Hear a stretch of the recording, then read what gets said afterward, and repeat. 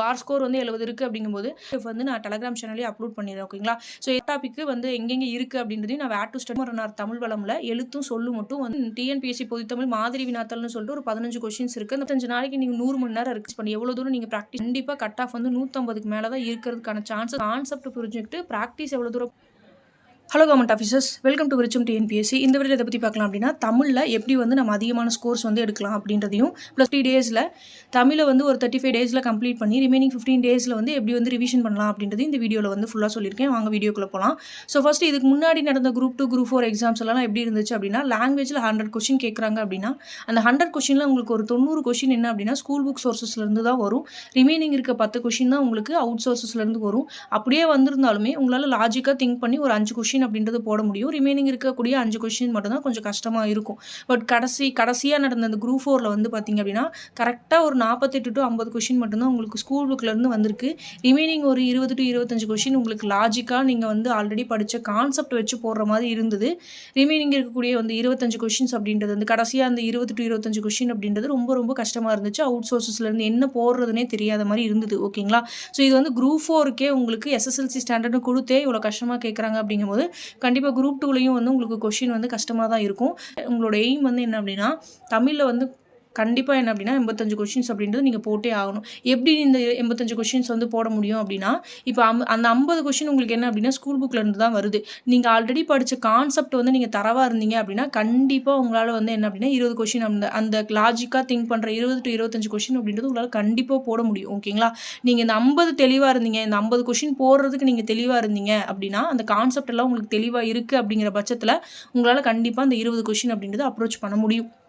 கண்டிப்பாக அப்ரோச் பண்ண முடியும். ரிமைனிங் 30 கொஷின் உங்களுக்கு டஃப்பாக வருது அப்படின்னா அதில் நீங்கள் ஒரு 10 கொஷின் போட்டால் கூட உங்களால் கண்டிப்பாக என்ன பண்ண முடியும் அப்படின்னா 80 கொஷின் போட முடியும். இப்போ நீங்கள் வந்து பார்த்தீங்க அப்படின்னா அந்த வெளியில் கேட்கக்கூடிய நான் சொல்கிறது என்ன அப்படின்னா வெளியிலேருந்து கேட்கக்கூடிய அந்த அவுட் சோர்சஸ்லேருந்து கேட்கக்கூடிய 30 கொஷினுக்கு நீங்கள் வந்து ஃபுல்லாக பிடிச்சி நீங்கள் டைம் இல்லாமல் வந்து பார்த்தீங்க அப்படின்னா இருக்கிற டைமே 50 நாள் தான் இருக்குங்கும் போது ஃபுல்லாக வெளியிலேருந்து இப்போ கோ த்ரூ பண்ணி படித்து அந்த 30 கொஷினுக்காக ரொம்ப மெனக்கடாமல் நீங்கள் என்ன பண்ணணும் அப்படின்னா நீங்கள் இந்த 50 கொஷின் தெளிவாக இருக்கீங்களா அப்படின்னு ஸ்கூல் புக் தெளிவாக இருக்கணும். ஓகேங்களா? ஸ்கூல் புக் தெளிவாக இருந்து இந்த 50 கொஷின் நீங்கள் தெளிவாக இருக்கணும்.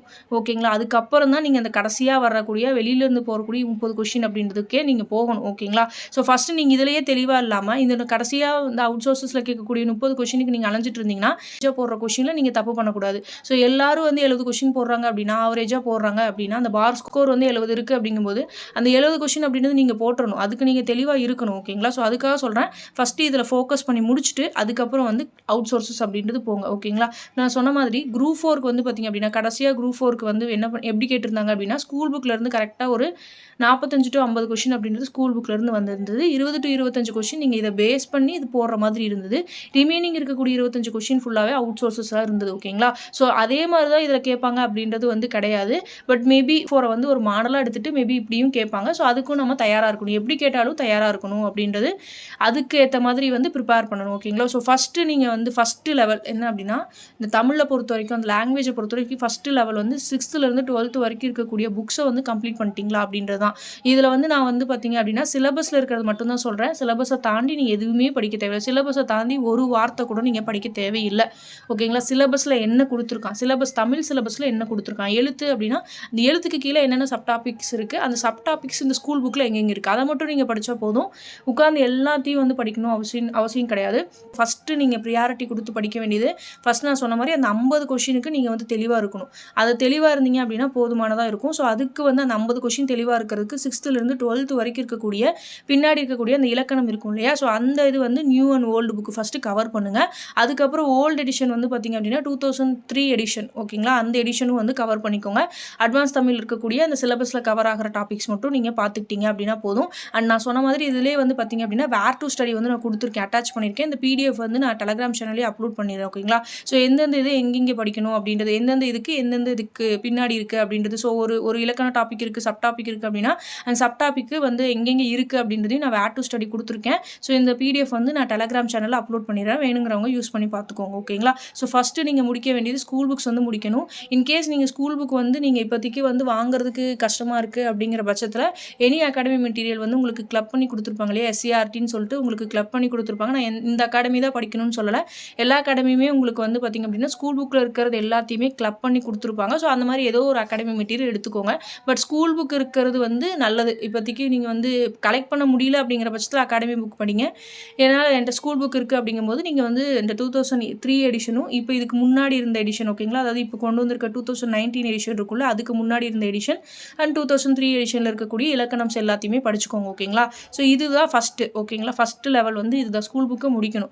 செகண்ட் லெவல் என்ன அப்படின்னா அடுத்து நீங்கள் அந்த சப் டாபிக், அதாவது என்னென்னா நீங்கள் இப்போ ஒரு டாபிக் படிக்கிறீங்க அப்படின்னா அந்த டாப்பிக்கோட கவர்மெண்ட் மெட்டீரியல் எடுத்துக்கோங்க. கவர்மெண்ட் மெட்டீரியல் என்னென்ன எக்ஸாம்பிள்ஸ் கொடுத்துருக்காங்க அப்படின்றத நீங்கள் பார்த்துக்கோங்க ஓகேங்களா. ஸோ ஃபஸ்ட் லெவல் நீங்கள் ஸ்கூல் புக் முடிக்கிறீங்க. ரெண்டாவது லெவல் வந்து பார்த்திங்க அப்படின்னா கவர்மெண்ட் மெட்டீரியல்ஸில் ஒரு ஒன்ஸ் வந்து நீங்கள் கோத்ரூ பண்ணிக்கோங்க. உங்களுக்கு டைம் இருந்துச்சு அப்படிங்கிற பட்சத்தில் அந்த இளங்குமரனார் தமிழ் வளமில் எழுத்தும் சொல்லும் மட்டும் வந்து பார்த்து படிச்சுக்கோங்க ஓகேங்களா. ஸோ இந்த பிடிஎஃப்பும் வந்து நம்ம டெலகிராம் சேனலில் ஆல்ரெடி வந்து கொடுத்துட்டு, அதே மாதிரி கவர்மெண்ட் மெட்டீரியலும் வந்து டெலகிராம் சேனலில் அவைலபிளாக இருக்குது ஓகேங்களா. நான் சொல்கிறது என்ன அப்படின்னா உங்களுக்கு அந்த 2 லெவல் முடிச்சிட்டிங்க, அதாவது ஸ்கூல் புக் 6th-லேருந்து 12th வரைக்கும் தரவாயிருச்சு, new and old and 2003 edition தரவாயிருச்சு. ஆனால் அதுக்கப்புறம் வந்து உங்களுக்கு கவர்மெண்ட் மெட்டீரியல் நீங்கள் முடிச்சிட்டிங்க அப்படிங்கிற பட்சத்தில் டைம் இருந்துச்சு அப்படின்னா இந்த இளங்குமரனார் தமிழ் வளத்தில் எழுத்து சொல்லு மட்டும் இருக்குது. ஸோ அதை மட்டும் நீங்கள் வந்து ஒரு கோத்ரூ பண்ணிக்கோங்க ஓகேங்களா. ஸோ இதுதான் இப்போ இதை வந்து என்ன அப்படின்னா இந்த தமிழை பொறுத்த வரைக்கும் நீங்கள் எவ்வளோ தூரம் அந்த கான்செப்ட் தெரியுது, அந்த கான்செப்டை வந்து நீங்கள் எவ்வளோ தூரம் வந்து ப்ராக்டிஸ் பண்ணுறீங்க அப்படின்றது மட்டும்தான் இந்த இடத்துல வந்து ஏதோ ஒரு 2 அகாடமி எடுத்துக்கோங்க. வெற்றியோ சுரேஷோ இல்லைனா வந்து யூடியூப் சேனல்ஸில் அவங்களே வந்து கொடுத்துருந்துருப்பாங்க அந்த இதுலையோ. அதுக்கப்புறம் வந்து டெலகிராம் சேனல்ஸ்லேயும் நிறைய டெஸ்ட் இருக்குது. ஏதாவது 2 சோர்ஸஸ் எடுத்துக்கோங்க. அந்த 2 சோர்ஸஸில் எடுத்து 2 நாளைக்கு ஒரு தடவைனாச்சும் ஒரு கொஷின் வந்து போட்டு பாருங்கள். 100 கொஷின் இருக்குது அப்படிங்கிற பட்சத்தில் அந்த 100 கொஷினுக்கு ஒரு மணி நேரம் தேவைப்படுது, இல்லை உங்களுக்கு ஒரு 50 நிமிஷம் தேவைப்படுது, இல்லை 40 நிமிஷத்தில் தமிழ் முடிக்க முடியுது அப்படின்னா அந்த 40 நிமிஷம் அப்படிங்கிறது 2 நாளைக்கு ஒரு தடவை ஸ்பெண்ட் பண்ணுறதுல வந்து உங்களுக்கு கரெக்டாக இருக்கும் ஓகேங்களா. 2 நாளைக்கு ஒரு தடவை கண்டிப்பாக எல்லாருனாலுமே 1 மணி நேரத்துலேருந்து 40 நிமிஷத்துலேருந்து 1 மணி நேரம் வரைக்கும் கண்டிப்பாக டெஸ்ட்டுக்கு அப்படின்னு சொல்லிட்டு ஸ்பெண்ட் பண்ணுறதுக்கு டைம் இருக்கும் ஓகேங்களா. ஸோ அதனால் சொல்கிறேன், ஏதோ ஒரு அகாடமி எடுத்துக்கோங்க. ஏதோ ஒரு 2 அகாடமி சேனல் எடுத்து அந்த 2 அகாடமியோட கொஷின் பேப்பர்ஸ் வந்து பார்த்துக்கோங்க. நம்ம சேனல்லையுமே வந்து பார்த்திங்க அப்படின்னா டெஸ்ட் பேட்சோட கொஷின்ஸ் எல்லாம் லிங்க்லாம் வந்து நிறைய இருக்குது. ஸோ ஏதோ ஒரு 2 அகாடமியோட எடுத்து டெஸ்ட் கொஷின்ஸ் வந்து 2 நாளைக்கு ஒரு தடவை அப்படின்ற மாதிரி போட்டு பாருங்கள். அதுக்கப்புறம் வந்து பார்த்திங்க அப்படின்னா ப்ரீவியஸ் இயர் கொஷின் பேப்பர் வந்து இதுக்கு முன்னாடி இப்போது ஒரு டிபார்ட்மெண்ட் எக்ஸாம் நடக்குது அப்படின்னா அந்த டிபார்ட்மெண்ட் எக்ஸாமில் 75 கொஷின்ஸ் அப்படின்றது, அதாவது 100 கொஷின்ஸ் அப்படிங்கிறது உங்களுக்கு கட்டாய தமிழ் வந்து கேட்பாங்க இல்லையா. ஸோ அதெல்லாம் வந்து இந்த 2024 அண்ட் 2025 என்ன மாதிரி கொஷின்ஸ் வந்து கேட்டிருக்காங்க அப்படின்றது நீங்கள் ஒன்ஸ் நீங்கள் கோத்ரூ பண்ணிங்க அப்படின்னா தெரியும். ஸோ இந்த மாதிரி இந்த ஐடியாவிலேருந்து கொஷின் கேட்டிருக்காங்க அப்படின்றது. ஸோ அதையும் வந்து நீங்கள் ப்ராக்டிஸ் பண்ணலாம். ஏன்னா வந்து 2024 அண்ட் 25 இருந்தது எல்லாமே ஓரளவுக்கு உங்களுக்கு கேட்ட கட்டாய தமிழ் கொஷின்ஸ் எல்லாமே உங்களுக்கு இலக்கணம் ஓரியன்டாக தான் இருக்கும். ஸோ அதனால் இதை நீங்கள் ப்ராக்டிஸ் பண்ணிங்க அப்படின்னா கரெக்டாக இருக்கும் ஓகேங்களா. ஸோ இதில் வந்து நீங்கள் எவ்வளோ தூரம் ப்ராக்டிஸ் பண்ணுறீங்க அப்படின்றது மட்டும்தான் உங்களுக்கு வந்து உதவ போகுது ஓகேங்களா. ஸோ ஏதோ ஒரு அகாடமி கொஷின் எடுத்து நீங்கள் ஒர்க் அவுட் பண்ணி பாருங்கள் ஓகேங்களா. டிஎன்பிஎஸ்சி பொதுத்தமிழ் மாதிரி வினாத்தாள்னு சொல்லிட்டு ஒரு 15 கொஷின்ஸ் இருக்குது. அந்த 15 கொஷினுமே கொஞ்சம் யூஸ்ஃபுல்லாக இருக்குது. இதெல்லாம் முடிச்சுட்டு உங்களுக்கு டைம் இருந்துச்சு அப்படின்னா நீங்கள் இந்த தேவிராவோட இந்த புக்கு வந்து மாதிரி வினாத்தாளில் 15 கொஷின் இருக்குது பாருங்கள். 50 நாள் கையில் இருக்குது அப்படிங்கும்போது இந்த 50 நாள் 2ஆக பிரிச்சுருங்க ஓகேங்களா. 25 நாள் ஒரு பக்கமும் 15 நாள் ஒரு பக்கமும் பிரிச்சுருங்க. இந்த 25 நாளில் 7 யூனிட், மொத்தம் தமிழ் எத்தனை யூனிட் இருக்குது அப்படின்னா 7 யூனிட் இருக்குது. ஸோ இந்த 7 யூனிட்டை 25 நாளில் எப்படி நீங்கள் வந்து கம்ப்ளீட் பண்ண முடியும் அப்படின்னு சொல்லிட்டு ஒரு சின்னதாக ஒரு ஷார்ட் பிளான் வந்து போட்டுக்கோங்க ஓகேங்களா. ஸோ அதுக்கப்புறம் அந்த 25 நாளில் ஒரு தடவை நீங்கள் ஃபுல்லாக படித்து முடிச்சுட்டு ரிமைனிங் இருக்க 15 நாளில் என்ன பண்ணணும் அப்படின்னா 5 நாளில் என்ன பண்ணீங்களோ அது எல்லாத்தையுமே வந்து 15 நாளில் ரிவிஷன் பண்ண பாருங்கள். ரிவிஷன் பண்ண பார்த்துட்டு அதுக்கப்புறம் அகாடமியோட டெஸ்ட் கொஷின்ஸ் எடுத்து பார்க்குறது, ப்ளஸ் இல்லைனா அதர் கொஷின்ஸ் எல்லாம் போட்டு பார்க்குறது, எல்லாத்தையுமே பண்ணுறது எல்லாமே வந்து இந்த 15 நாளில் பண்ணலாம். ஏன்னா ஆல்ரெடி நீங்கள் குரூப் 4க்குன்னு சொல்லிட்டு படிச்சிருப்பீங்க. இப்போ வந்து நீங்கள் ரிவிஷன் தான் பண்ண போகிறீங்க அப்படிங்கும்போது உங்களுக்கு இந்த டைம் அப்படின்றது கரெக்டாக இருக்கும். இல்லை புதுசாக படிக்கிறவங்களுக்கும் 25 நாள் அப்படின்றது கண்டிப்பாக வந்து போதுமானதாக இருக்கும் இந்த 7 யூனிட் வந்து கவர் பண்ணுறதுக்கு. ஏன்னா இதில் நீங்கள் ஃபுல்லாகவே என்ன பண்ண போகிறீங்க அப்படின்னா கான்செப்ட் வச்சு தான் படிக்க போகிறீங்க அப்படிங்கும்போது உங்களுக்கு அந்த 25 நாளில் கண்டிப்பாக தமிழ் வந்து படிக்க முடியும். அண்ட் 15 நாளில் நீங்கள் ஒரு டாப்பிக்கு 2 நாள் எடுத்துக்கோங்க. ஒரு யூனிட் முடிக்கிறதுக்கு 2 நாள் அப்படின்னு எடுத்துக்கிட்டீங்க அப்படின்னா 7 யூனிட்டாக நீங்கள் 14 நாளில் வந்து கம்ப்ளீட் பண்ணி ரிவிஷன் பண்ணி முடிச்சிடலாம் ஓகேங்களா. ஸோ இதை நான் வந்து என்னென்னா ஒரு நாளைக்கு குறைஞ்சது நீங்கள் ஒரு 4 மணி நேரம் வந்து தமிழுக்கு லாங்குவேஜுக்குன்னு நீங்கள் ஸ்பெண்ட் பண்ணணும் ஓகேங்களா. ஸோ இப்போ ஒரு நாளைக்கு 4 மணி நேரம் ஸ்பெண்ட் பண்ணிங்க அப்படின்னா 25 நாளைக்கு நீங்கள் 100 மணி நேரம் இருக்குது. கண்டிப்பாக 100 ஹார்ஸில் வந்து உங்களால் 7 யூனிட்டை கண்டிப்பாக கவர் பண்ண முடியும் ஓகேங்களா. ஸோ இப்போ இந்த 40 நாளில் மேக்ரோ பிளான் ஒன்று போட்டு ஃபுல்லாக படிக்கிறீங்க. அண்ட் ரிமைனிங் இருக்கக்கூடிய 15 நாளில் மைக்ரோ பிளான் போட்டு அதை வந்து ரிவிஷன் பண்ணுறீங்க ஓகேங்களா. ரிவிஷன் பண்ணி டெஸ்ட் கொஷின் போட்டு பார்க்குறது இது எல்லாமே பண்ணலாம் ஓகேங்களா. அடுத்து கடைசியாக 12 நாள் இருக்கும். அந்த 12 நாள் என்ன பண்ணுறீங்க அப்படின்னா நீங்கள் டெஸ்ட்டு இந்த 40 நாளில் போட்டிருப்பீங்க இல்லையா, அந்த டெஸ்ட் கொஷின்ஸ் எல்லாம் எடுத்து பாருங்கள். இந்த 40 நாளில் என்னெல்லாம் டெஸ்ட்டு போட்டிருப்பீங்களோ குறைஞ்சது 20 டெஸ்ட்னாச்சும் நீங்கள் ப்ராக்டிஸ் பண்ணிக்கணும். குறைஞ்சது நீங்கள் 20 கொஷின்னாச்சும் நீங்கள் ப்ராக்டிஸ் பண்ணியிருக்கணும். ஸோ அந்த 20 கொஷினில் என்ன மிஸ்டேக்ஸ் பண்ணீங்க அப்படின்றது எல்லாத்தையுமே இந்த 10-12 நாளில் நீங்கள் திரும்பி பாருங்கள். என்னென்ன மிஸ்டேக்ஸ் வந்து நம்ம பண்ணியிருக்கோம், இந்த மிஸ்டேக் ஏன் பண்ணியிருக்கோம் அப்படின்றது இந்த இதுக்கு அப்ளிகபிள் ஆகும். பட் நம்ம இப்படி போட்டிருக்கோம் அப்படின்றது எல்லாத்தையுமே அந்த மிஸ்டேக்ஸ் எல்லாமே ரெக்டிஃபை பண்ணி கடைசியாக திரும்பவும் அந்த 12 நாளில் திரும்பவும் ஒரு ரிவிஷன் விடணும். ஓகேங்களா? ஸோ வந்து இப்படி பண்ணால் தான் தமிழில் வந்து ப்ராக்டிஸ் பண்ணி எவ்வளோ தூரம் நீங்கள் ப்ராக்டிஸ் பண்ணுறீங்களோ அவ்வளோ தூரம் உங்களால் வந்து கொஷின்ஸ் போட முடியும். ஓகேங்களா? குறைஞ்சது ஒரு 85 கொஷின்ஸ் நீங்கள் போடணும். ஏன்னா கட் ஆஃப் வந்து உங்களுக்கு 150 கொஷினுக்கு மேலே தான் இருக்கும். கண்டிப்பாக 150 கொஷினுக்கு மேலே தான் இருக்கும். ஏன்னா 645 வேக்கன்ட்டு தான் இருக்குது. அப்படிங்கிற பட்சத்தில் ஒரு இதுக்கு 20 பேரை தான் கூப்பிட்றாங்க. அப்படிங்கும்போது உங்களுக்கு கண்டிப்பாக கட் ஆஃப் வந்து 150க்கு மேலே தான் இருக்கிறதுக்கான சான்சஸ் இருக்குது. அது 150 எடுக்கணும் அப்படின்னா கண்டிப்பாக தமிழில் ஒரு 80 கொஷின்ஸ்னாச்சும் போடணும். 85 கொஷின்ஸ் அப்படின்றது போட்டே ஆகணும்.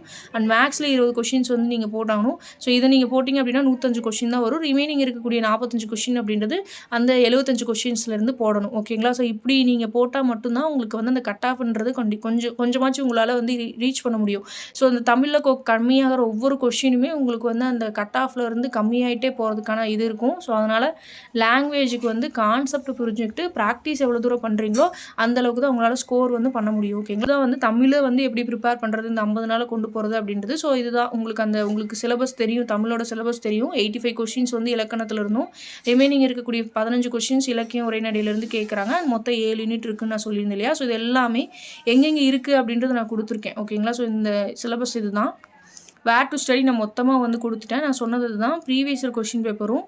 ஆனால் அதுக்கப்புறம் வந்து ஏதோ ஒரு அகாடமி டெஸ்ட் எடுத்துக்கோங்க. அந்த அகாடமி டெஸ்ட் எடுத்து நீங்கள் டெய்லி ஒரு கொஷினோ இல்லைனா வந்து 2 நாளைக்கு ஒரு தடவை ஒரு கொஷினோ மொத்தம் 20 கொஷின் கண்டிப்பாக வந்து இங்கே ப்ராக்டிஸ் பண்ணியே ஆகணும்.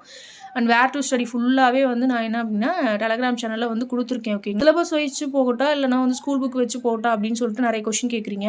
ஸோ இப்போ இந்த இடத்துல வந்து என்ன அப்படின்னா ஃபஸ்ட் டைம் நீங்கள் படிக்கிறீங்க அப்படிங்கிற பட்சத்தில் நீங்கள் ஒரு தடவை வந்து ஸ்கூல் புக் ஃபுல்லாக இப்போ தான் நீங்கள் ஃபஸ்ட் டைம் படிக்க போகிறீங்க அப்படிங்கிறவங்க ஸ்கூல் புக் எல்லாத்தையுமே வந்து பின்னாடி இருக்கும். 2 செய்யுள் அதுக்கப்புறம் அந்த ஒவ்வொரு யூனிட்டுக்கும் பின்னாடி கடைசியாக இலக்கணம் கொடுத்துருப்பாங்க இல்லையா? ஸோ ஸ்கூல் புக் வச்சு ஒரு தடவை ஃபுல்லாக இலக்கணத்தை ஃபுல்லாக படிச்சிருங்க. ஓகேங்களா? நான் சொல்கிறது என்ன அப்படின்னா இப்போ தான் நீங்கள் ஃபஸ்ட் டைம் படிக்க போகிறீங்க அப்படிங்கும்போது ஸ்கூல் புக் ஒவ்வொரு 6th ஸ்டாண்டர்ட் எடுக்கிறீங்க அப்படின்னா அந்த 6th ஸ்டாண்டர்டில் ஒவ்வொரு இயலுக்கு பின்னாடி இலக்கணம் இருக்குது அப்படின்னா அந்த இலக்கணத்தில் இப்போது ஃபஸ்ட் இருக்குது அப்படின்னா 3 இலக்கணம் இருக்கும். ஸோ அந்த மாதிரி வந்து ஒவ்வொரு இதுலேயும் வந்து ஒவ்வொரு இயலுக்கு பின்னாடி இருக்கக்கூடிய இலக்கணத்தை ஸ்கூல் புக்கு 6th-லேருந்து 12th வரைக்கும் இருக்கக்கூடிய நியூ அண்ட் ஓல்டை கம்ப்ளீட் பண்ணிவிட்டு அதுக்கப்புறம் நீங்கள் என்ன பண்ணால் சிலபஸ் வச்சு எடுங்க. சிலபஸ் வச்சு நீங்கள் இது இங்கே இருக்குது அப்படின்றது நமக்கு தெரியும். ஏன்னா ஒரு தடவை நீங்கள் படிச்சிட்டிங்க அப்படிங்கும்போது இது இருக்குது அப்படின்றது உங்களுக்கு தெரியும். ஸோ அப்படியும் நீங்கள் கொண்டு போகலாம். இல்லை அப்படின்னா உங்களுக்கு சிலபஸ் வச்சே நான் போய்க்கிறேன் அப்படிங்கிறவங்களுக்கு வேர் டு ஸ்டடி வந்து நான் கொடுத்துருக்கேன். ஓகேங்களா? கடைசியாக வந்து நான் வேர் டு ஸ்டடி எங்கெங்கே இருக்குது அப்படின்றது மொத்தமாக வந்து கொடுத்துருந்துருக்கேன். அதே மாதிரி எது படித்தா போதும், அந்த ஓல்டு புக்லேயும் எது படித்தா போதும் அப்படின்றது. இப்போ பிரித்தெழுதுக இருக்குது அப்படிங்கும்போது எங்கெங்கே என்னென்ன இருக்குது அப்படின்றது எல்லாமே நான் கொடுத்துருக்கேன். ஸோ வேணுங்கிறவங்க யூஸ் பண்ணி பார்த்துக்கோ. வீடியோ யூஸ்ஃபுல்லாக இருக்கும்னு நினைக்கிறேன். அண்ட் இதுக்கப்புறம் உங்களுக்கு வேறு ஏதாவது வீடியோஸ் வேணும் அப்படின்னா கீழே கமெண்ட் பாக்ஸில் போடுங்க. அதுக்கேற்ற வீடியோஸ் வந்து நான் கொடுக்குறேன். தேங்க்யூ.